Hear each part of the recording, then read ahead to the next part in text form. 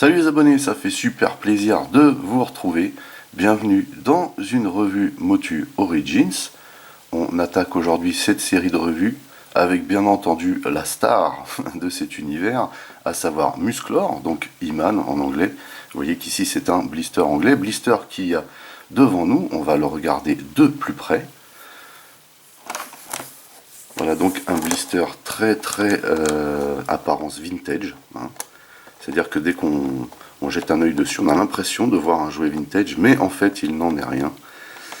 Beaucoup de choses ont évolué et ont changé, mais en tout cas voilà, c'était l'idée, c'était de fournir aux collectionneurs cette apparence vintage, cette apparence jouet de l'époque, et c'est très réussi. En tout cas le blister, lui, n'a pas énormément évolué, hein, de ce point de vue là. Voilà. On nous dit qu'il y a une bande dessinée incluse, donc comme à l'époque, puisqu'à l'époque en fait, ça doit être d'ailleurs la seule gamme de jouets qui était sortie avant le dessin animé, qui avait eu du succès avant le dessin animé.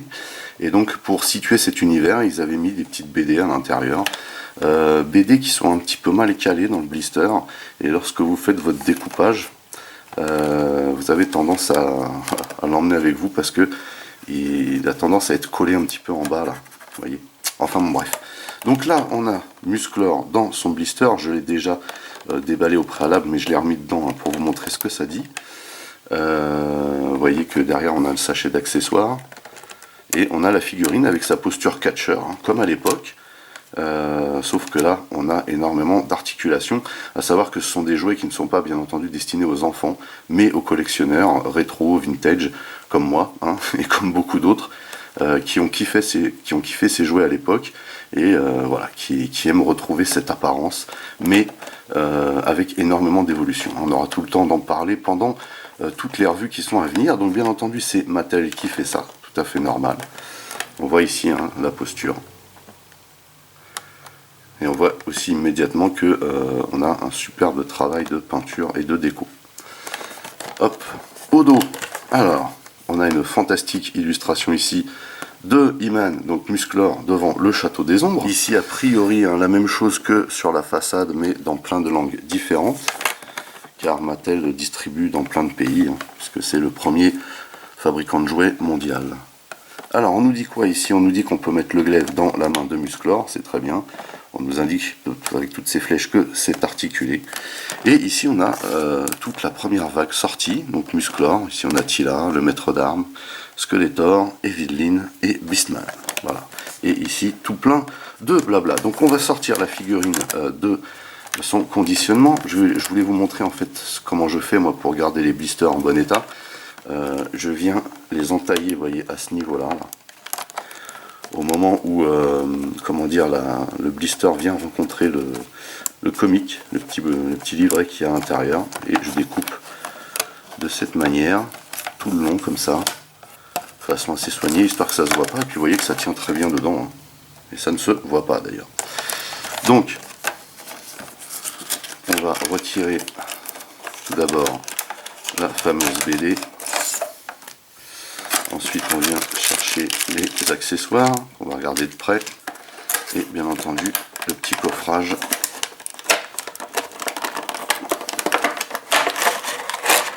Voilà. Donc, vous voyez, ça fait plutôt net, hein. Donc voici la BD qu'on trouve à l'intérieur. Alors je ne sais pas si c'est la même BD que l'époque.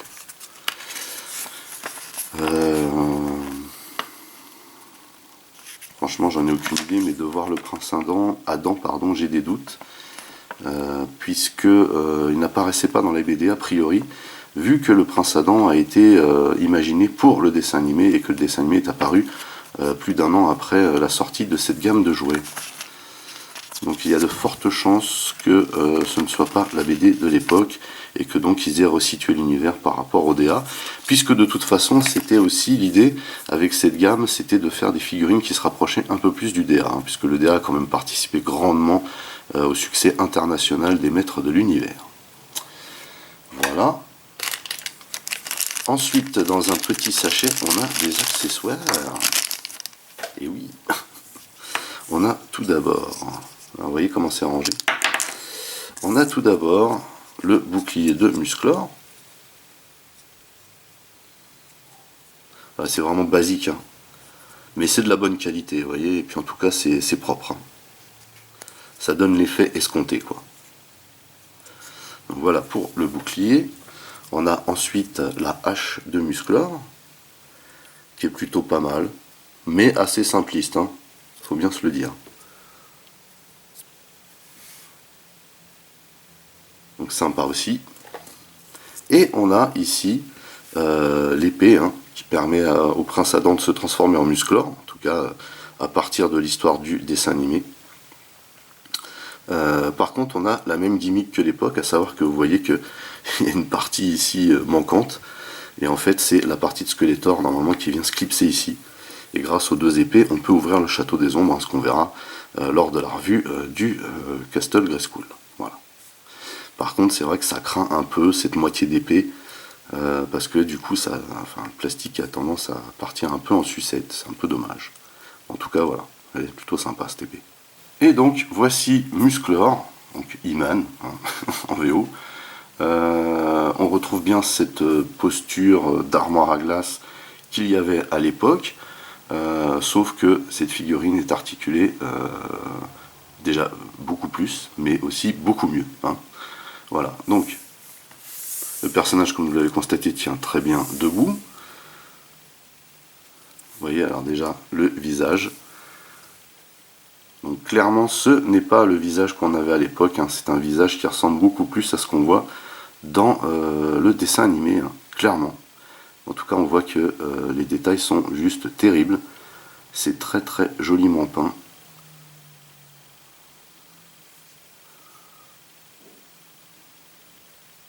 Avec toujours sa crinière blonde. Donc la crinière blonde qui a priori a été choisie pour le démarquer de Conan, puisque c'est inspiré, hein, ce personnage est inspiré de Conan le barbare à la base, en tout cas par les créateurs de cette gamme. Et donc pour le démarquer de Conan, hein, ils l'ont mis en blond. Voilà.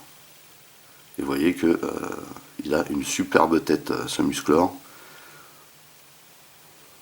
On voit aussi, hein, toujours les muscles, hein, qui débordent de partout. Alors la qualité de plastique est juste magnifique. On a l'impression d'avoir un peu du matos de Barbie, vous voyez. Vous voyez les bras. Ici les bracelets de force. Une ceinture. Le slibard, bien entendu. Et les superbes boots à fourrure. C'est très très joliment peint, hein. Et vous voyez, on a encore des muscles, hein, qui apparaissent à tous les endroits. Excellent. Donc ici, on a le harnais qui peut se retirer. Mais pour le retirer, en fait, il faut déloquer à cet endroit-là et déloquer à cet endroit-là. Il faut savoir qu'a priori, tout est démontable, hein, dans cette figurine, quasiment. Alors, vous voyez. Voilà, et sans trop forcer, donc ça veut dire que c'est vraiment prévu pour, et c'est de la qualité. Voilà, donc ça c'est le harnais de Musclor, donc on peut très bien le remettre comme ceci. Voilà. Donc là c'est vrai que ça fait un peu plus Chip 'n Dale, hein, ça fait moins barbare d'Heroic Fantasy. Donc on va quand même le rhabiller, le monsieur. Hop. Et donc on a juste, vous voyez, à clipser ici. C'est juste un clips qu'il y a. Hop, on vient positionner là. Et c'est nickel. Voilà. Hop.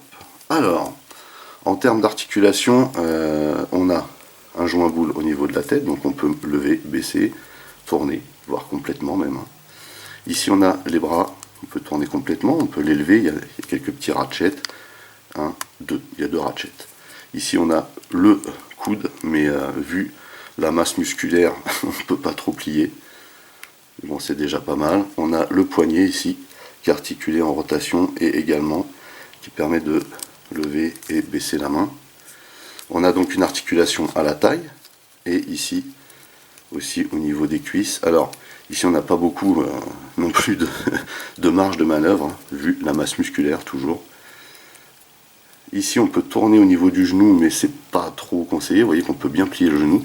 Et par contre ici on a un autre effet de rotation, et également ici les pieds, vous voyez qu'ils sont super bien articulés, et on peut légèrement pencher sur le côté. Donc une figurine super bien articulée, et vous voyez que on peut lui donner quand même une posture bien droite par rapport à ce qu'ils avaient avant, puisqu'avant ils avaient clairement une posture de catcheur, hein, de bodybuilder, voilà. Et vous voyez que là on peut mettre Musclor bien droit debout, voilà. Hop. Ça va me faire mentir en plus, voilà. Donc vous voyez que la posture est plutôt droite, mais ça fait toujours bodybuilder quand même, hein. Vous voyez. Donc une très très jolie figurine, j'aime beaucoup. J'aime beaucoup le fait aussi que il ait un visage inspiré du DA. Alors, en ce qui concerne les accessoires, tout d'abord on a la fameuse épée de Musclor que on peut venir loger ici, mais vous voyez que du coup comme elle est très fine, on a du jeu, mais on peut venir la mettre là. Ensuite on peut venir chercher la hache et la mettre dans cette main, comme ceci. Terrible.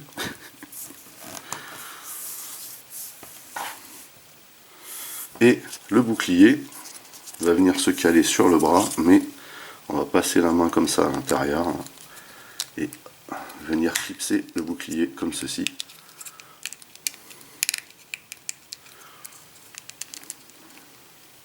Et donc là vous voyez qu'il peut transporter tout son matos, tous ses accessoires, et ça déchire. Excellent quoi. Bien entendu, on peut aussi lui enlever ces accessoires là et le mettre comme nous on le connaît, à savoir en train de tenir son épée.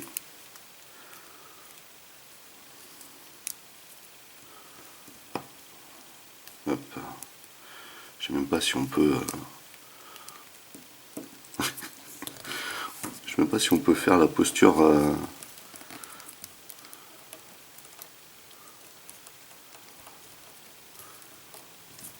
alors en fait il faut la mettre comme ceci, mais vous voyez que si on se met de ce côté là on voit le... c'est pas terrible, franchement c'est pas terrible, dommage. Ils auraient dû mettre deux épées pour moi, une intégrale et une qui faisait référence aux jouets de l'époque. Mais bon, voilà ce qu'il donne avec son épée. Donc une figurine très bien articulée, voire peut-être même un peu trop, puisque on est obligé d'appuyer un peu sur le joint boule ici pour que la tête ne bouge pas. Sinon au niveau des bras on est bien. Et les jambes, il y a quand même une posture. Si on veut qu'il soit maintenu bien droit, voilà, comme ceci. Ça pète. Voilà, bah écoutez, c'est terminé pour cette revue portant sur He-Man de la gamme Motu Origins, donc Musclor. Vraiment une figurine très très bien faite. Il y a à peu près tout qui est réuni hein, dans cette figurine, c'est-à-dire l'aspect vintage, donc la nostalgie hein, de l'époque où c'est sorti, mais il y a tous ces petits trucs qui font qu'on voit hein, que c'est adressé aux collectionneurs adultes, c'est-à-dire toutes ces articulations qu'il n'y avait pas à l'époque. Hein. À l'époque, on avait juste une articulation au niveau du slibard pour les jambes, au niveau des épaules pour les bras et au niveau du cou pour la tête, mais au niveau du cou, c'était pas un joint boule, hein. C'était juste pour aller droite vers gauche. Il me semblait qu'à la taille, il y avait un mécanisme de retour aussi, pour mettre des baffes, ce qu'on ne retrouve pas là, hein. Donc ça démontre quand même un aspect un peu plus collector, hein, un peu plus vintage, donc destiné aux kidultes. Voilà. Sur ce, j'ai été vraiment très heureux de faire cette première revue Motu Origins et de partager ça avec vous. J'espère que cette revue vous a plu, surtout restez bien connectés parce que plein d'autres vont suivre. N'oubliez pas que vous pouvez aller rendre visite à mes partenaires dont le lien figure dans le descriptif de la vidéo. N'oubliez pas également que vous pouvez lâcher des commentaires. Merci de liker, merci de partager. Pour les nouveaux, n'oubliez surtout pas de vous abonner, c'est très important. Vous pouvez également checker toutes mes autres revues et playlists, et pourquoi pas ma playlist Motu Origins. En attendant, je vous donne rendez-vous à très très vite. Portez-vous bien, et à la prochaine. Allez, bye bye.